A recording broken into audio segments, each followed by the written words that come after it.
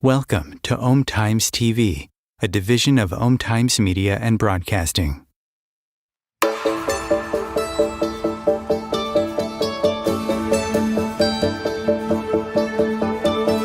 Welcome to the Perfect Life Awakening Show, hosted by Royce Morales. Royce has been a transformational facilitator, teaching groundbreaking, spiritually based courses for more than 4 decades. She is the author of 3 books about her teachings. Join Royce as she takes you on a journey into how to live your best life and find your true purpose through discovering the origins of subconscious, disempowering notions and releasing them. She talks with experts and inspiring people just like you who learned to trust their intuitive inner wisdom, which led to life-changing shifts.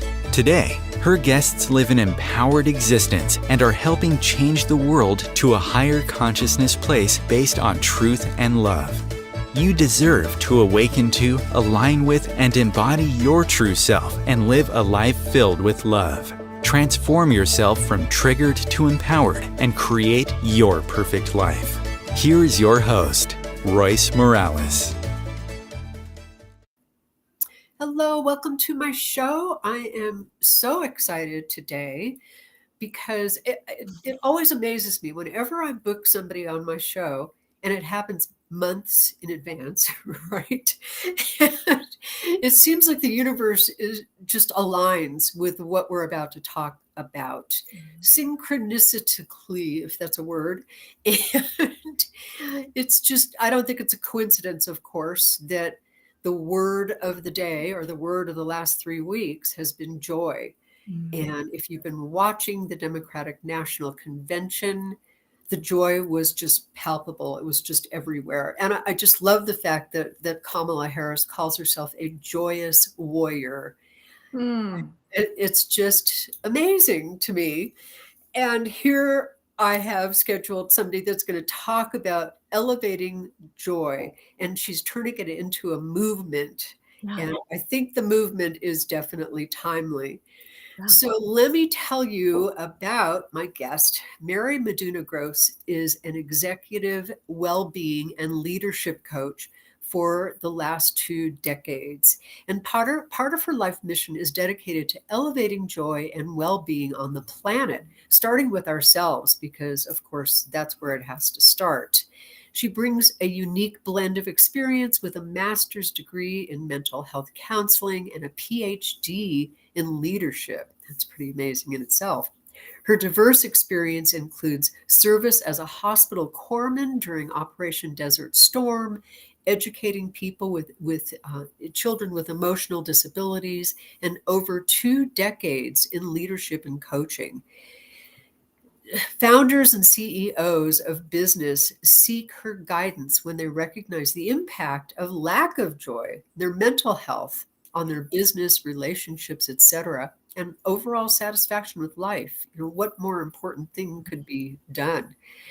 So she is an advocate for conscious business. I have interviewed her. We were just talking about this, I think 3 or 4 times.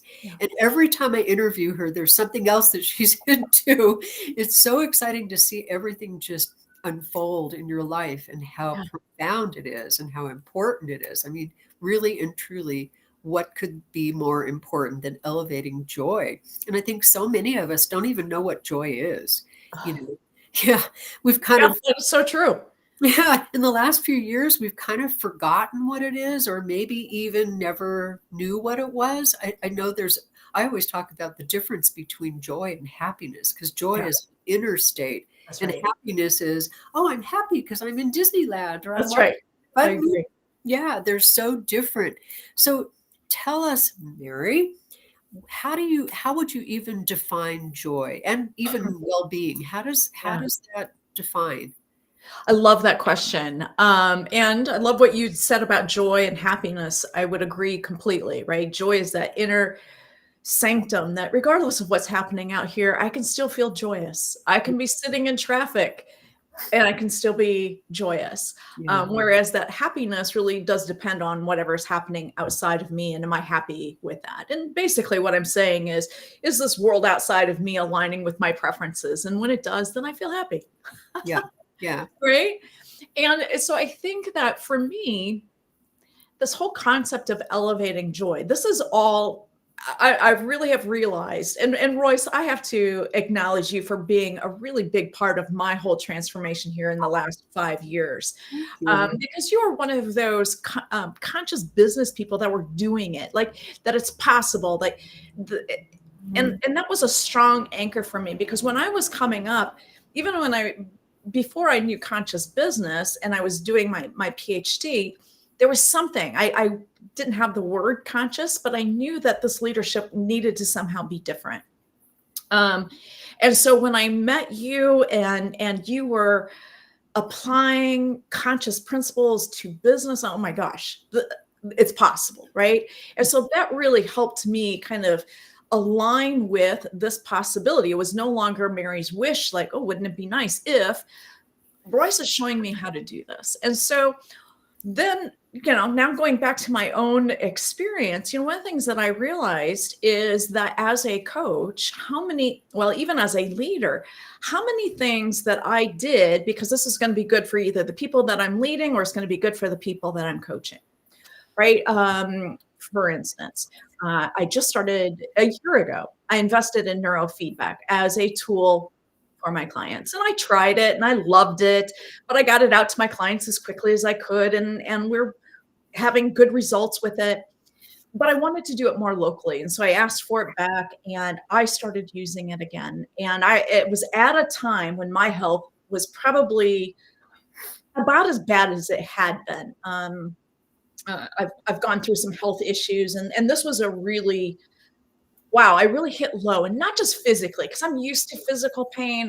I'm used to that kind of lifestyle. This time the depression really set in too. And I heard that inner chatter just saying, what's the point? Why bother? What the hell? Right.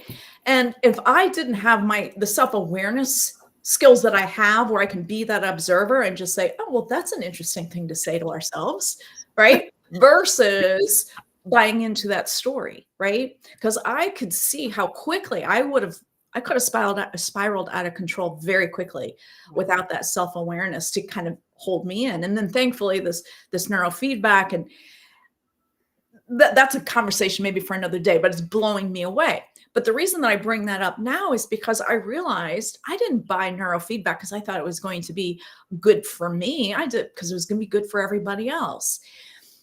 And now I'm realizing it is changing my life. It is changing my life. And I see again how I put others first. I'm not thinking of myself. And so for me, this whole movement about elevating joy on the planet, starting with ourselves, there's two important parts of that. First of all, that we will contribute to elevating joy on the planet. Of course, that's important, but I think that kind of gets overstated, because how can I elevate joy if I'm sitting over here and I'm depressed or I'm in a puddle of pain or whatever? I'm not elevating joy. So how do I start with me? And it's a continual question, right? It's a commitment that I've made to myself. But as I've just said, I fall off this bandwagon too and start to think about other people. So I really want to drive this message home and invite everyone to personally commit to elevating joy and well-being on the planet, right? So get that big picture, get everybody else, but it's going to start with us. And so every time we find ourselves going and doing everything for everybody else, it's an opportunity for us to say, oh, what is it that I need in this moment? And am I taking responsibility for that right now? Yeah. Yeah. And going back to what I was saying about the Democratic National Convention, it just seemed like it was overwhelming joy.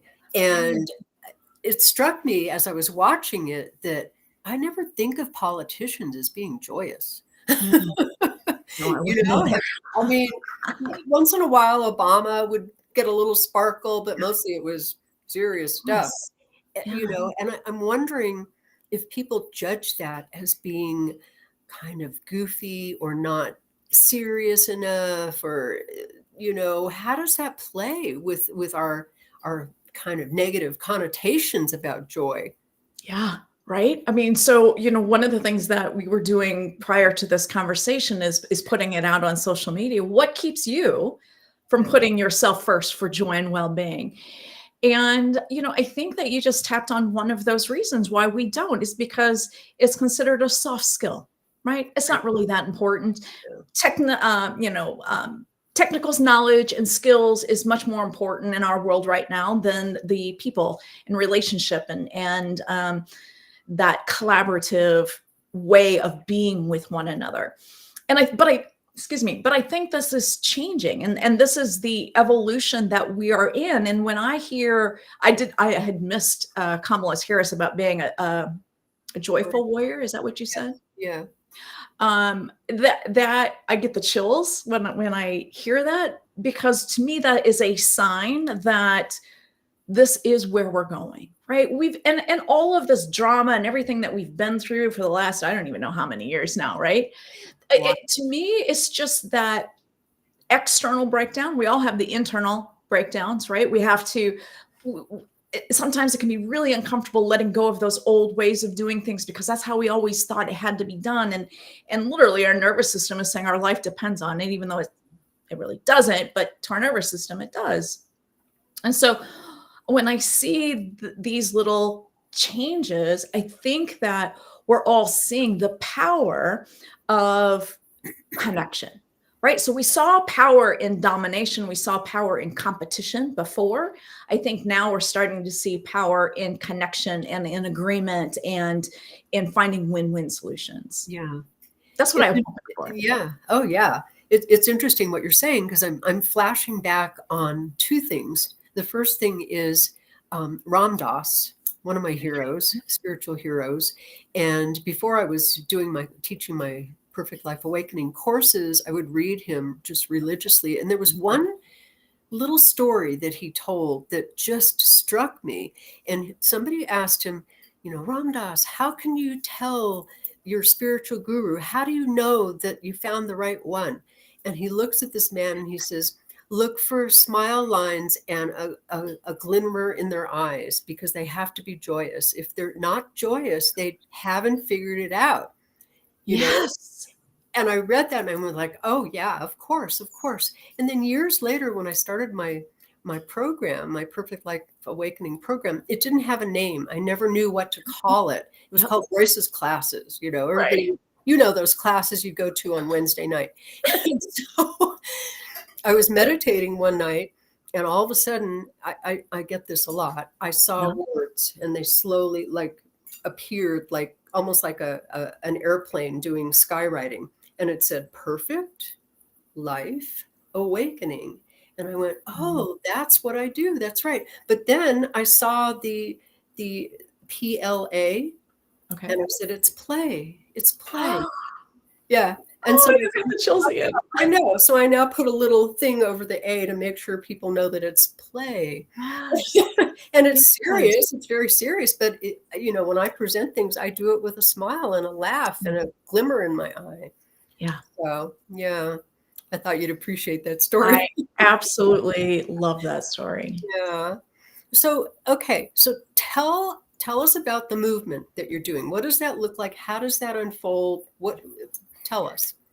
I wish I could give you a roadmap here. I really don't know. I'm figuring this out one step at a time. Right. And this is one of those first steps is having this conversation with you and with all of your listeners, just to see, how is this landing? Is this a commitment your listeners would be willing to say, yes, I'm going to sign up for that? And if you do, reach out to me. And because really what I want to do is I want to start collecting, not the names, but numbers of people who are saying, yes, I commit to elevating joy and well-being on this planet, starting with me. Now, that's all I'm asking of anyone, is just to make that commitment to yourself. And here's why I think that's important. Because when we make a commitment like that to ourselves, even if we don't know what this is going to look like, just like I have no idea what this movement looks like. I love it. I believe that we can trust our higher guidance. I believe we can trust that if this is in our best and highest good, we just need to take the next step. And so again, this step is, does this resonate with people? Is there emotion that comes up that says, you know what, this is who I want to be. I want to be this person that elevates joy and well-being. Because I think honestly, that's what we all do. When I think about purpose or fulfillment, my version of that is, it's a way of loving. What is your unique way of loving? To me, that is your purpose. Yeah. And so if we can commit to aligning with that part of ourselves, loving ourselves so that we can now love others, I believe this is how we address global issues, global conflicts, because a global conflict is simply a reflection of the conflicts that we're all carrying around internally. Yes. Right. And so if we commit to, I don't have to fix global issues. I don't even have to fix me. But if I'm willing to grow this love within me, then the love is going to grow within my circle and those circles. And this is then how we get to a more collaborative, cooperative kind of community, I think. Yeah. It's interesting that you keep using the word love in your description, because that's really what it is. And It is. if we don't love ourselves, we can't feel joy. We just can't. Yeah.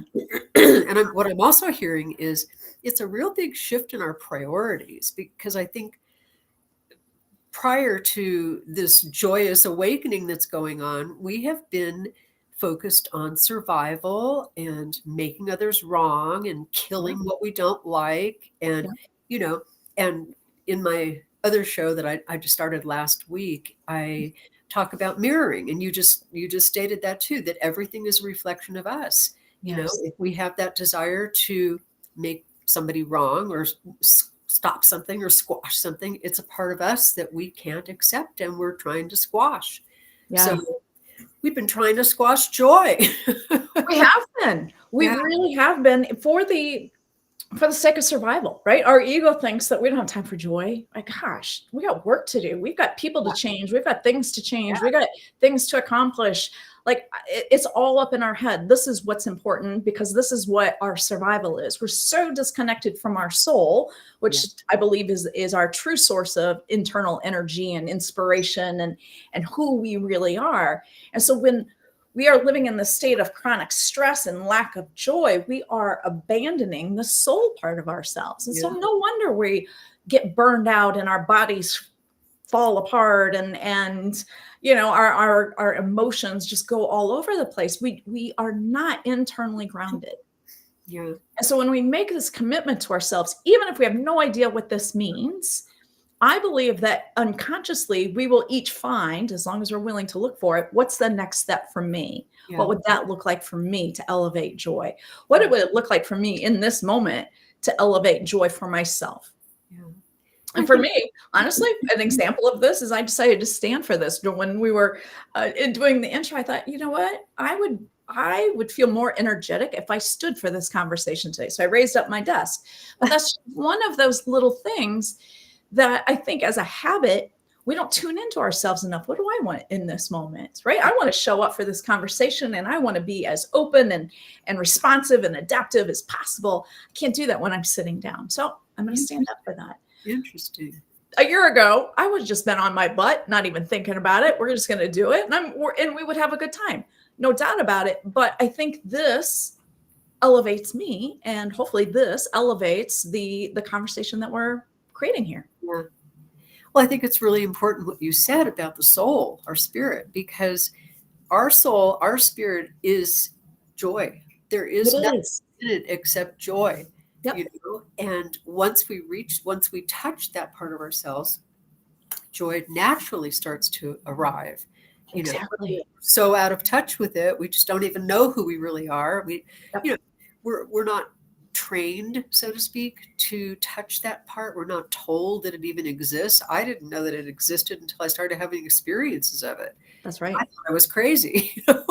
Absolutely. And you're not alone. A lot of us think we're crazy when I was doing my PhD and I didn't have conscious leadership. I didn't have that language, but I knew something was different from what I was studying and what we were practicing.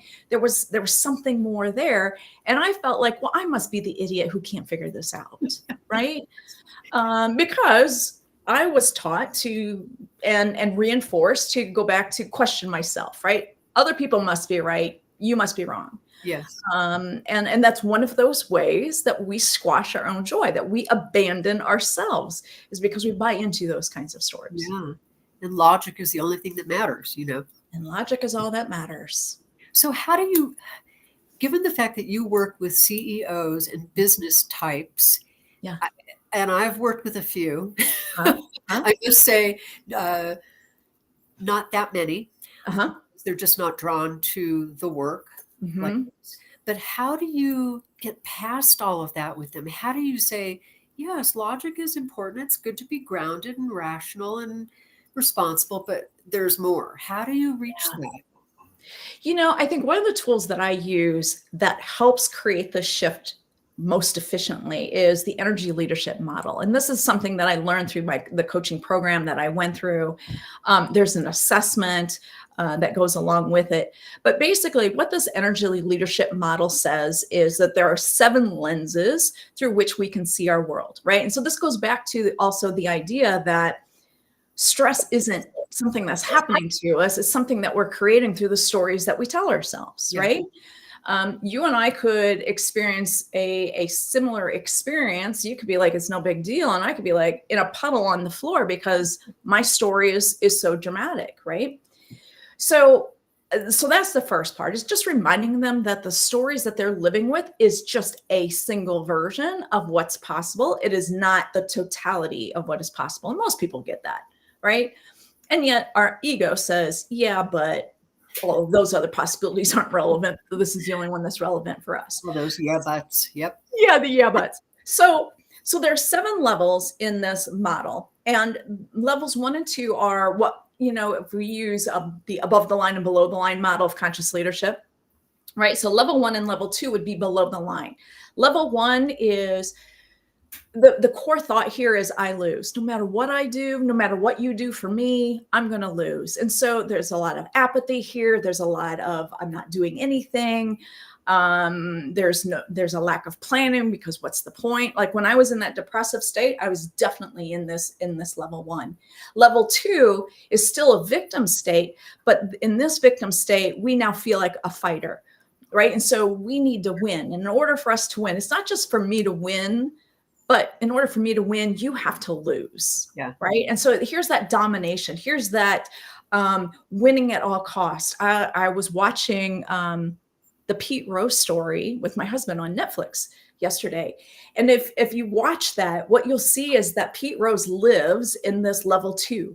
He's got to dominate. He's got to win. He's got to be the best. And so he's going to do all kinds of things that give him that experience of being the best and being dominant, even though he's doing all of these things that are illegal and shady and that he's lying about and all of that. But it doesn't matter, because his purpose is to feel good inside. That's what all of our purpose is. So those are the below the line. We consider the line level 3. And at level 3 is when we start to take responsibility.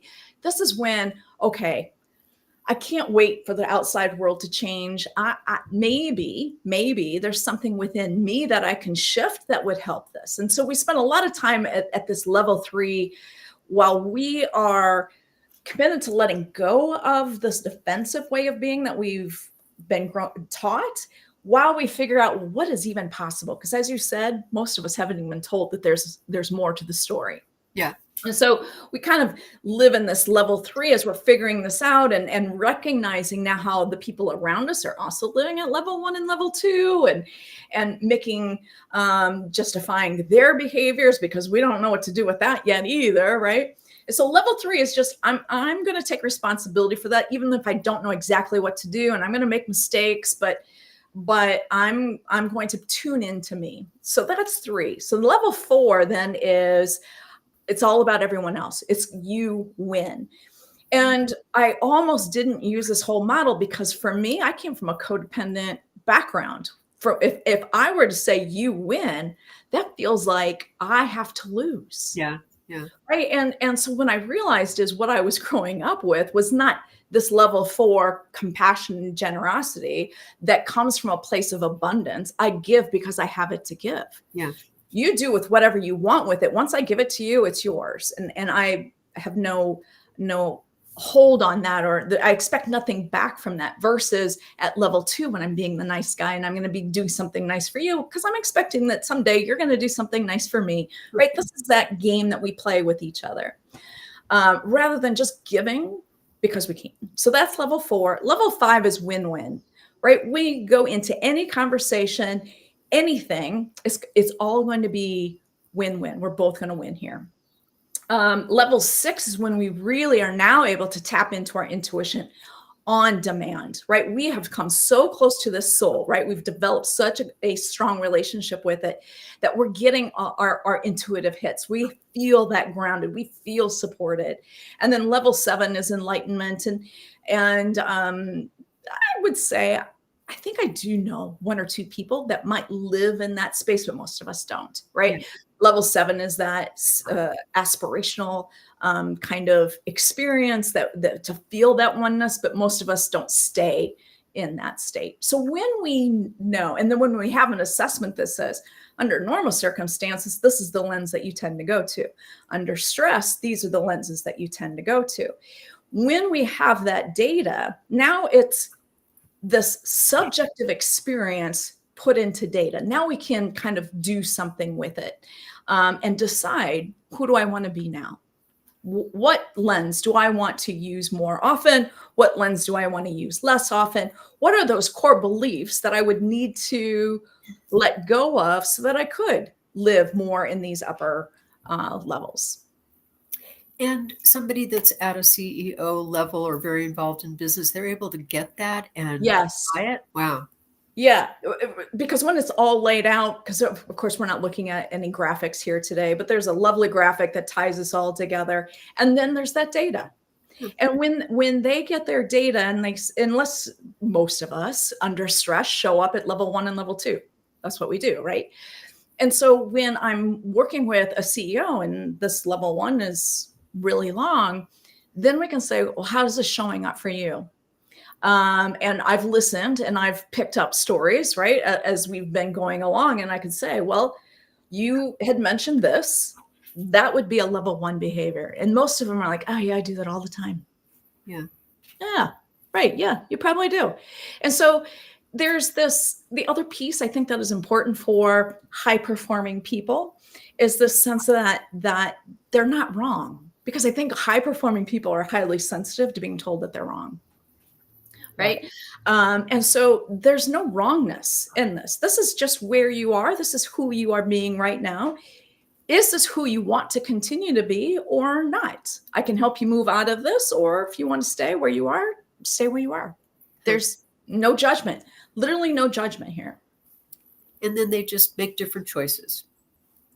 And then we start to learn to do the self-awareness piece. So once we know kind of where we are and what lens that we're trying to use. Now I start to teach around self-awareness, right? So because most of us do not go through life aware of what's happening, right? It's just happening to us. It's like we're walking through our own movie versus watching our movie on screen. Mm-hmm. And when we can go back and forth between those two experiences and pull ourselves back and watch this on the screen, now we can look at what's happening with more objectivity than we are when we're in the skin. Does that make sense? Oh yeah, absolutely.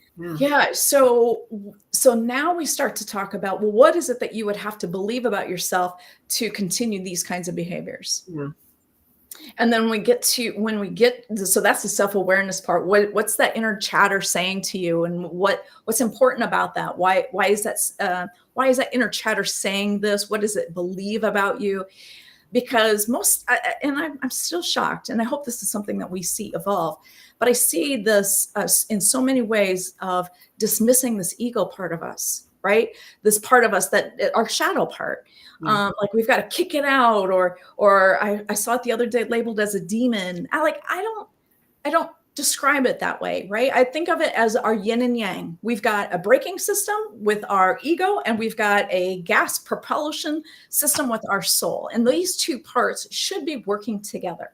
Yeah. But because of our conditioning, we really just lean into that ego part of ourselves because that's survival. Yeah. Versus when we can get to that soul, that is true survival, right? And not just survival, but it's thriving, it's creating, it's leaving that impact. Yeah. And so I specifically work with conscious leaders or people who define themselves as conscious leaders, because your average business person who is out there to use anything and anyone to get to their objectives are not going to buy into this. Right. They're at level 2. They're happy at level 2, and they're going to dominate until the day they die. Yes. Yep. Like certain politicians that shall remain nameless. Yes. Yes.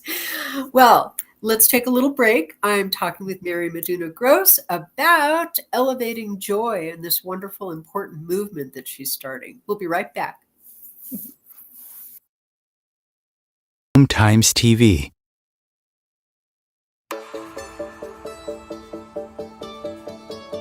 Do you crave joy but feel stuck? Do you go through life feeling constantly triggered and frustrated? Fear is likely the culprit, and subconscious fear is likely sabotaging you. Perfect Life Awakening is a time-tested, spiritually based approach to inner transformation created by Royce Morales. For over 40 years, she has helped people get to the origins of subconscious fears and ultimately help them find their true purpose and a life full of joy. Sign up for Perfect Life Awakening today at roycemorales.com. You deserve to go from triggered to empowered, shifting your life with Perfect Life Awakening.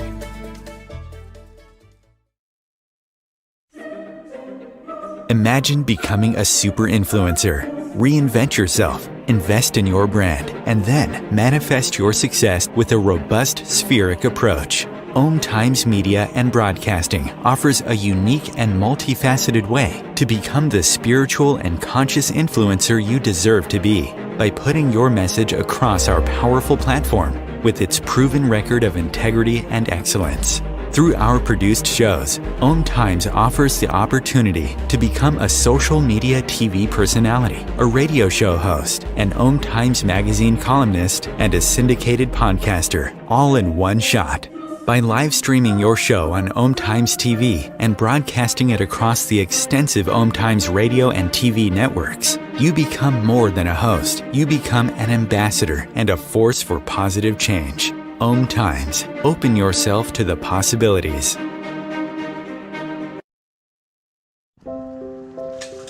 I want to eat apples and bananas. I need to eat apples and bananas.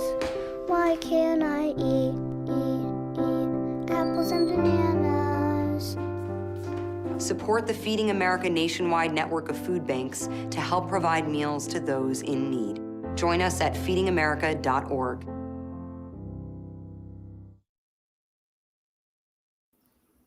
Welcome back. I'm talking with Mary Meduna-Gross about joy. And I was thinking during the break about the Democratic National Convention again. And I was thinking about how I always talk about what I refer to as the 100th monkey theory, about how things spread energetically without us even knowing how they happen. Mm-hmm. So I was thinking about seeing everybody in such joy and how that's just spreading everywhere on levels that we're not even aware of, in ways that we're not even aware of. But I think it is really triggering some tremendous growth and tremendous shifting in the planet because of this. I really do. I do too. Yeah. I can feel it. Yeah, I can too. Yeah. But I wanted to ask you, when I think about joy, I think about living a life of purposefulness, what we are really supposed to be doing here, which might have nothing to do with our jobs. Right.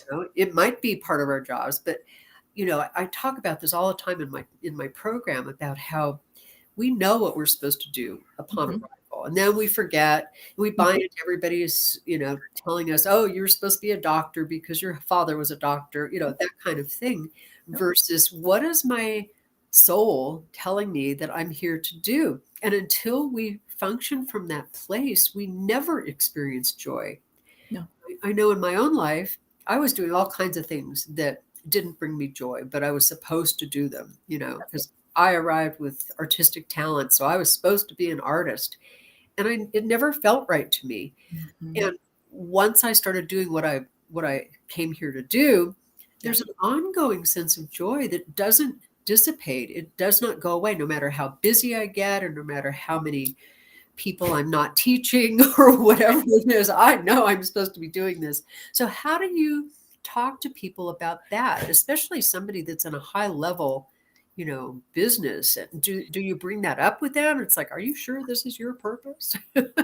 Yeah. Well, I think that so purpose in my conversations tends to come a little bit later because first of all, they just want to tone down the pain, whatever that pain looks like for them, whether it's I'm not achieving enough or it's physical pain or mental or emotional, it doesn't matter. We really get to that first. And then when we get to that and then we start to kind of plateau again and things are kind of slowing down. It's like, what is feeding you? What is inspiring you? And they're like, I don't know. Right. And so that's really, we go back again then and ask, we challenge ourselves to tune into what is it that we want.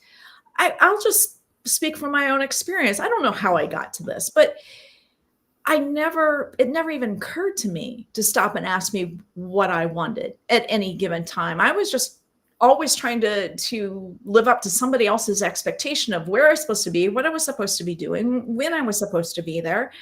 It was almost as if I didn't have those external expectations. I didn't know what to do with myself. Yeah. I remember very vividly, and this is just an example of this experience, coming back from the Gulf War, from deployment, right, where everything was regimented. You were told what time you were going to get up, what time you were going to go to bed, what time you were going to, everything was planned for me. And now when I got home, I had to figure all of that out for myself. And I felt really lost for a while. And so I think that that's just an example of this whole experience of when we're not connected, we don't know what we want, we're going to feel lost. Yeah. And so before we dive into that whole purpose thing, because there's just so many feels about that with so many people, I really just focus on, do you know what you want in this moment? Do you know what you want for dinner tonight? Are you letting somebody else decide that?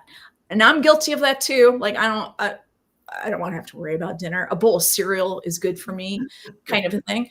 But I also know that my body needs more than that, right? And that's been part of my health challenge too, is that I had not been feeding my body well, and it fell apart as a result of that. And so one of the things that I've learned here is really to tune into what is it that I want to eat today? How much do I want to eat today? Because who's thinking about that? Most of us are haphazardly thinking about what am I going to get for lunch today or what am I going to get for breakfast? And if nothing shows up, then we don't eat anything at all, or we grab something from the vending machine, or we have another coffee, or we have another Diet Coke or another Monster or something, right? It's going to give us the energy to get through the day. And these are all those little ways that we abandon ourselves because we haven't tuned into what we want. Yeah. We're trying to make the best of it, but we're making things worse for ourselves. So before I really get into that whole purpose piece, we really practice a lot of what is it that I want? Because when we start to tune into what we want and we start to know ourselves a little bit better. And then we say, oh my gosh, I've always been like this. I've always wanted this. Now we can start to see those threads that lead through our entire life timelines to now. And really, it starts with just being willing to say, what is it that I want right now? What do I need right now? Another common example is running the remote control. How many women are running the remote control at home? We don't. We give it up. We give it up to somebody else to do, and just whatever they choose, we'll watch that with them. Go, honey. I caught myself with that too. My husband's not home. I don't know what I'm going to watch on TV, right? Maybe I don't even want to watch TV. How about that? And so it's just coming back and asking ourselves, what is it that I want? Because that brings us closer to ourselves. It helps our nervous system feel more settled. It doesn't have to be as reactive. it just improves everything. Yeah. So that's Yeah. a really powerful place to start, along with that self-awareness piece. Can I add something? Because, I never knew in a million years, I never thought I would be teaching. I was Uh-huh. deathly shy, never said a word the entire Mhm. 18, 20 years of school that I went through. Mhm. And if somebody had said to me, Royce, guess what? You're going to be teaching spirituality and you're going to have blah, blah, blah. I would have thought they were insane. Yep. In fact, I went out to dinner with a boyfriend one time and he said, this was in college. And he said to me, so what do you want to do when you grow up? And I said, Mhm. well, I don't know, but I'll tell you one thing. I don't want to be a teacher. Mhm. So I had to go through a spiritual experience to get Yep. me to do this. And I had to have it literally land in my lap to do that. Does that happen to some of your clients where they think, no, no, no, that's not it? But Absolutely. Absolutely. We all have this idea of how we're supposed to show up or how we want to show up, right? We have all of these preferences. I'm curious if you can think about yourself at that younger age. What was it about teaching that was so re- repealing, repulsive to you? repulsive, every part of it, Every part of it, being up in front, having something to say. having to know something, having to believe it. I was a skeptic. I didn't believe in spirituality. Right. Yeah, you name Right. it. It was Right. repulsive to me. Terrifying is a better word. Terrifying. Yeah. Yeah, that is a good word. So I think that all of those things that are terrifying, right, tells your nervous system this cannot be safe for us. Therefore, we take teaching off the list of possibilities, Yes. right? And I think this, one of my clients right now, we've been having a lot of conversations about being connected to the outcomes, right? Can I just put it out there and say, this is what I want, but not have to dictate how this shows out for me? Can I trust my soul? Can I trust the universe to conspire along with me and help me bring this to life? Um, it's a different space to be in. And so I think that, so what happened, and tell me if this is true, right? So you recognize, first of all, you have this pit in your stomach, right? Something's not right. I'm unhappy with something, and there's this sense of resistance. Yeah. Is that fair? Yeah. Oh, yeah. And so when we have that sense of resistance, what do we want to do? We want to fix it and make that resistance and that pain go away as quickly as possible. Yeah. So we distract ourselves. We'll find something else to do that feels a little bit better, but we're not resolving what this resistance is. So my favorite new strategy for this, recently I read the book, Whatever Arises, Love That by Matt Kahn. Have you read this book? No. Highly recommend this book. It's been a game changer for me because I always wanted to fix it. Like, first of all, what's the problem? Why am I having this resistance? And I'd want to diagnose it. And then, what's the plan going to be? This book says, no, you don't do any of that. Just love that part of you that is resisting. Yeah. Can you do that? Right. And it's literally what he says. Can you do that? Can you love that part of you that doesn't know what to do? Can you love that part of you that is angry and frustrated that you don't know what to do yet? Yeah. And what I have found when I have started to do this with myself is all of that resistance tends to melt away. Yeah. It melts away, and all of a sudden, the possibilities it's like they're right there. It's kind of like one of the kitty Easter egg parties where all the eggs are out in the middle of the lawn kind of thing, right? Right. It's, oh my gosh, the universe is conspiring for me. The Easter eggs are here for me. All I have to do is pick them up. Yeah. But as long as I'm resisting or suppressing that resistance, I can't see the Easter eggs that are laying on the lawn. Yeah. What you resist persists. Yep. Yeah. Until you can love it. Yeah. And I think, well, back to my story, selfishly. Yeah, good. I was just, as you're talking, I was remembering something that I didn't know. I had completely suppressed in myself before I started teaching. And that was that when I was about 3 years old, there were several little kids on the block, and I used to gather them up and put them in my kitchen, and we had a blackboard, and I would sit there and I would teach them. Okay. 3 years old. Yeah. I would say, well, this is A, and I would teach them the alphabet and how to do 1 + 1.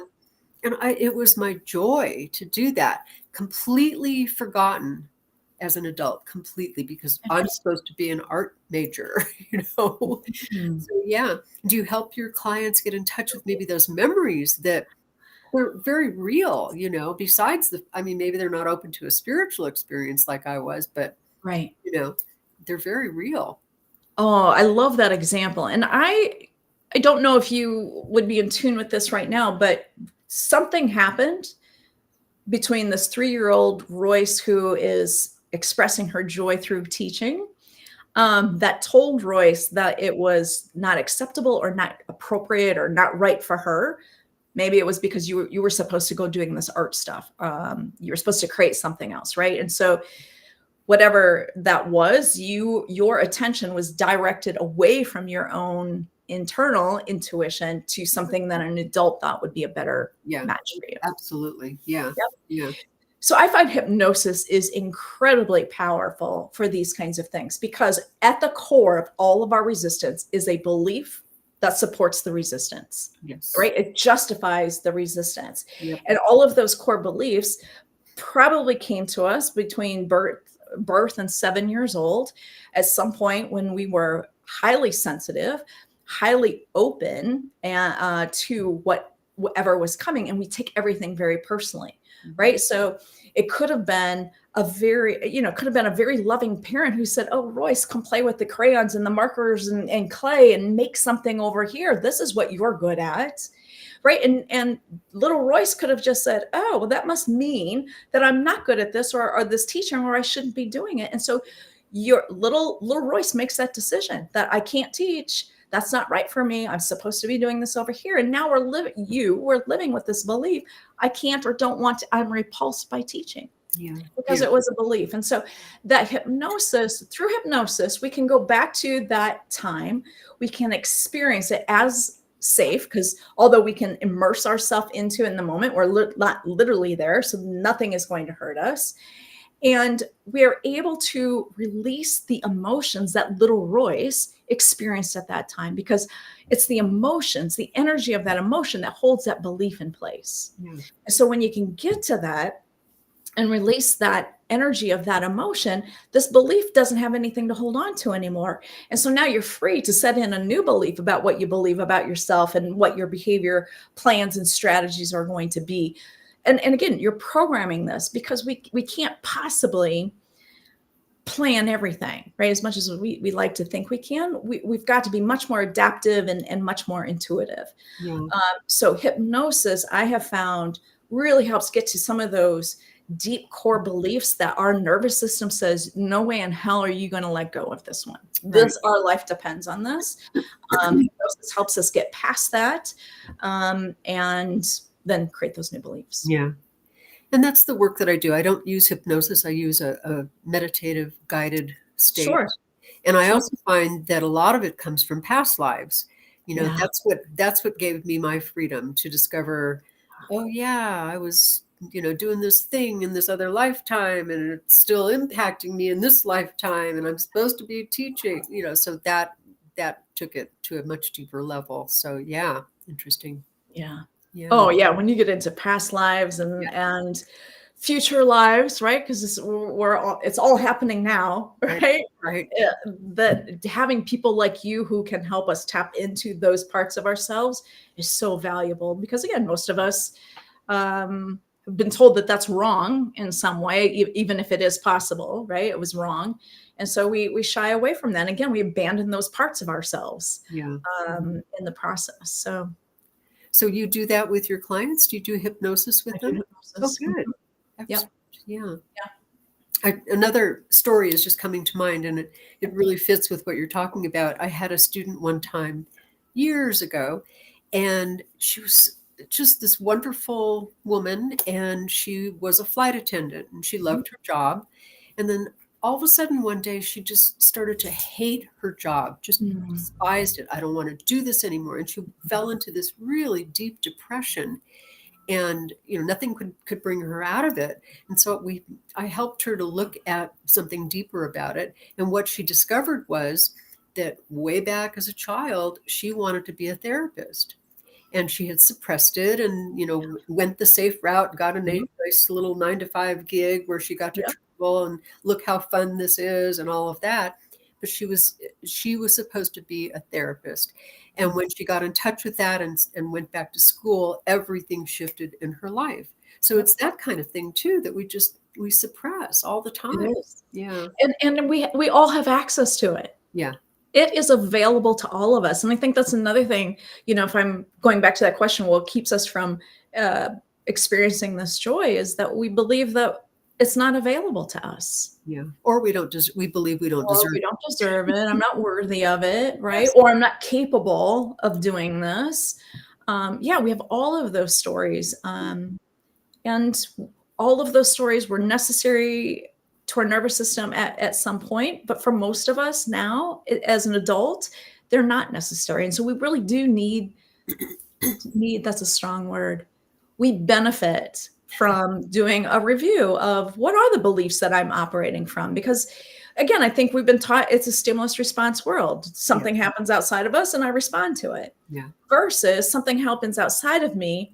I decide what this means, what I feel about it, and what I'm going to do about it, and then see what impact what I do and feel what has on the results. Yeah. We don't even give ourselves permission. And I think part of that is, and I think maybe this is one of the barriers, right, to this whole movement idea too, is, well, then I would have to be responsible for that. Yes. Yeah. Yeah.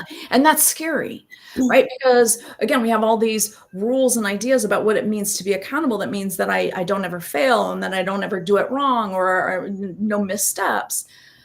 But I don't think that's what it means. I think there's really just this intention of what would it look like to live in love in this moment right now?